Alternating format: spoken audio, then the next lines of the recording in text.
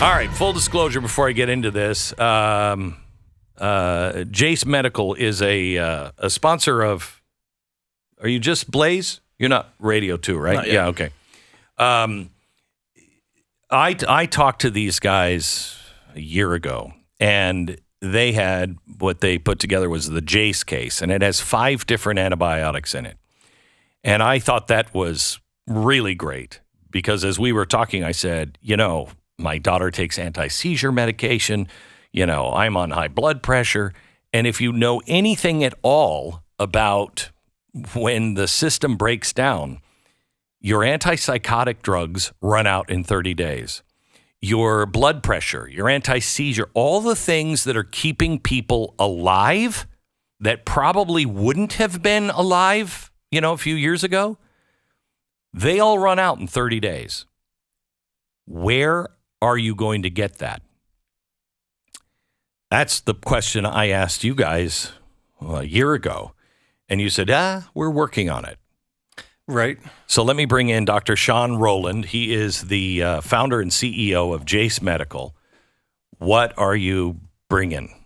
Well, as you mentioned, it was a year ago. We've been working on this for a while. Yeah. Bringing to market the antibiotics, knowing that was just really the first step, and a very important step, a vital step. But to your point, everyone's out there dealing with different personal conditions. Mm-hmm. And so finding a way to do our same service with the JASE case, which is our antibiotics, being able to do the same thing for chronic conditions. So we're super excited. We're here to let everyone know that they can now go to jasemedical.com. They can get access to up to a year's supply of their whatever chronic medication they take. Blood pressure, thyroid, seizure disorders. There's quite a list. How expensive is it to buy a year's worth? I know my daughter's medication for her anti-seizure is like $700 a month. It's something outrageous. Yeah, so that's a really good question. It's so dependent on the actual medication you're taking. Some of them are pennies, some are not.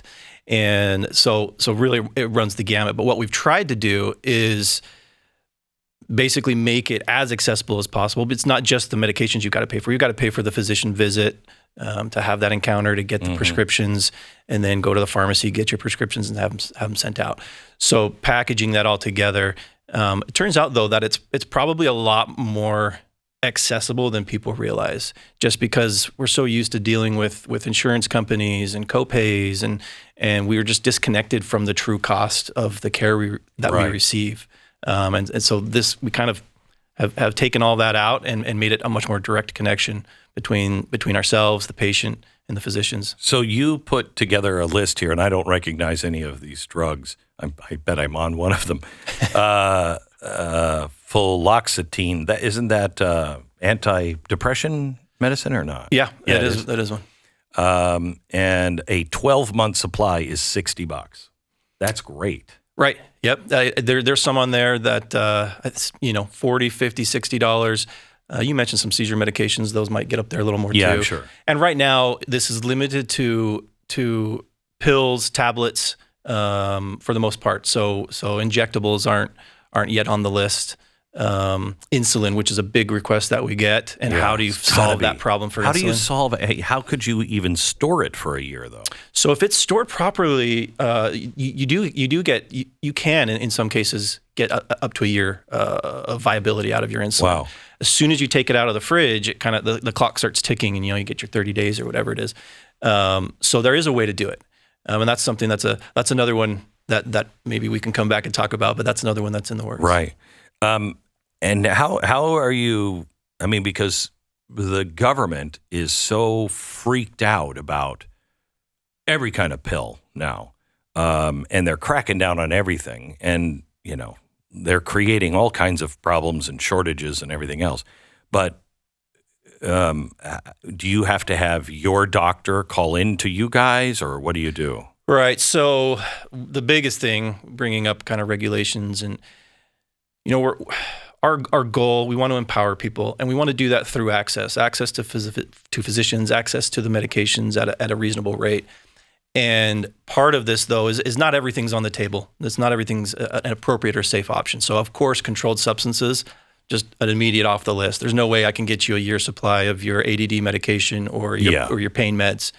And so there's certain medications that are just disqualified right off the bat. So it's appropriate. It's the best way to do it. Yeah. We're talking about that would cause you all kinds of trouble. Yeah, and it would, and I think again, trying to balance access and empowerment with appropriateness is also really important for us. And so, when it comes to the controlled substances, that's just something that we're not able to help with right now. Again, though, coming up with got some things in the works there. So really, we're talking about the legacy drugs. These are you've been on your blood pressure meds for 10 years. Yeah. You see your doctor regularly. Things are under control. You haven't changed your dose. You're a safe patient. You're someone that I as a physician would feel comfortable knowing that you've got regular follow-up. I'm going to give you a year's prescription for this medication, and why not? And that can be applied to a lot of different medications and conditions. And they're all relatively, I'm going to say, low risk when you compare them to things like opiates and things. So that's where kind of regulatory-wise, it goes through a board-certified physician licensed in your state, goes to a pharmacy that also is licensed to do business in your state as well. And so, and the JASE case has 5 flights of antibiotics? Right. So you've got 5 antibiotics in there, covers really quite a range of different potential bacterial infections. They were specially curated and selected because of the things they cover. We want to cover things that are common, that might be common in a scenario where you don't have access to medical care. Things like UTIs, urinary tract infections or sinusitis or pneumonia. We also want to cover things that are really deadly, like a bioterror attack. If there was an incident of bioterror in your city, some aerosolized anthrax, which is one of the agents that's been identified by the government. Plague is another one. They're using. Exactly. And don't worry, anybody. Just in China, the same lab, they're just doing some experiments with the lab. With the Black Plague, and should work out fine. Should be fine. Well, so there is treatment for that, and prophylactic treatment that everyone would need to be on. For example, one of the drugs that are in the kit is doxycycline. So the idea is that you'd get the whole population taking prophylactic doxycycline in the event of one of these attacks to prevent getting sick, right? And so how that gets from the national stockpile into your hands as a citizen in whatever city you're in, I'm not sure how well that's going to go. We kind of saw how the vaccine rollout went, and things like that. Probably, and it needs to happen within 24 hours. So probably not going to happen. Yeah. So that's one of the ones we include, and we include it in an amount that would be appropriate for you to take, which is 2 months. You've got to take that medication for 2 straight months. And that's in the JASE case? And that's in the JASE case. Wow. I didn't know it was 2 months. Yeah, it's a long prophylactic. And can you get it for each member of your family? So, and this is another one where we need to operate within these appropriate bounds. And so right now, this is for one. It's for one person because it's got to be prescribed to that person through the physician. And then age-wise, we deal with basically it's adults. But if you've got a minor, if you've got a child that's 14 or older in your family, they're basically going to be taking adult doses anyway. Mm-hmm. So we'll do it for 14 and older as well.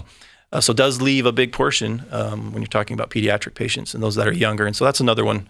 I have to tell you, this is you guys are you guys preppers? Well, I'm going to say yes. I guess preppers is like everyone. There's such a range of who's a prepper, I know. Let me just say this. You're worried about the supply chains. You're worried about things. I could sit here for the next 3 hours and talk about the dangers, the knives, the razor's knife edge that we are on. That is at its core why I did this.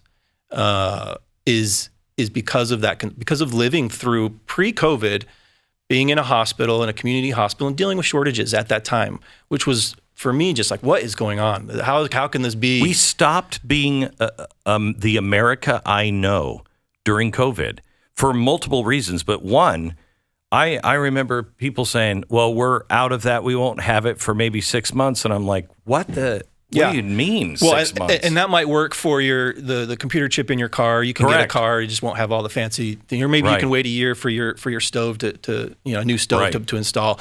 But that doesn't work for medications. And if we go to war, if China even just does a trade war with us, don't they make like 18 different ingredients that we don't have access to? Like most of our drugs. At least. Yeah. All roads lead back to China when we're talking about pharmaceutical supply. Even when you look at factories in India, for example, which is another big supplier for the world, not just for the United States. We're in line with everybody else. For the world, turns out, and this happened over COVID, actually, India's government came out and said for the first time, because these are numbers that are really hard to find. The FDA can't find them. And the government's trying to figure out how can we get more transparency in the supply chain. India came out and said that around 70% of their active pharmaceutical ingredients for their manufacturing process come from China. Oh my gosh. So again, kind of all roads seem to lead back to China. Certainly when we talk about generic medications, which is 95% of what we take in the United States on a daily basis, are generic medications. Virtually 100% of those are produced out of the U.S. and mainly have some tie, whether it's an ingredient or outright manufacturing in China. Well, it's good to talk to you. I'm interested to see how this is all going to work out. I want you to go to and this is not a commercial. I was so excited when they talked to me about the JASE case. One of the first things I said was, what about all the people that are going to die in 30 days if the supply chain breaks down? And they said, we're working on it. And I said, when you guys have it, you can come on the show, because this is the one piece of a prepper's job that has not been able to be solved. Yeah, absolutely. You've got your food, you got your water, but without your health, what do you do? Just America without its psychiatric meds. The number of depression we have that are killing themselves now. Imagine in hard times and no medication. In 30 days, you start to have... It's terrifying. It's and some of them terrifying. are life-threatening. Specifically, you're talking about some of the psychiatric medications. Yeah. Those are ones, if you stop taking your statin for your cholesterol, you're probably going to be okay for a bit. You can get back on. You've got some time. Right. There's those other medications, specifically in the kind of psych realm and some others, that you can't just stop them cold turkey. There's going to be consequences. And you're right. We just haven't had a viable option to protect yourself or your family. Protect your family now. Go to jasemedical.com. Find out all about it. JASE, J-A-S-E, medical.com. Congratulations. Thank you for solving this. Well, thank you. I feel like we've got a lot more work to do, and we're just getting started. But that's great. This is great. You've been great at helping us get the word out. You bet. One step at a time. Make sure every step is exactly right. You make one false step, and then we lose this opportunity. Yeah. So Thank you. JaseMedical.com. That's JaseMedical.com.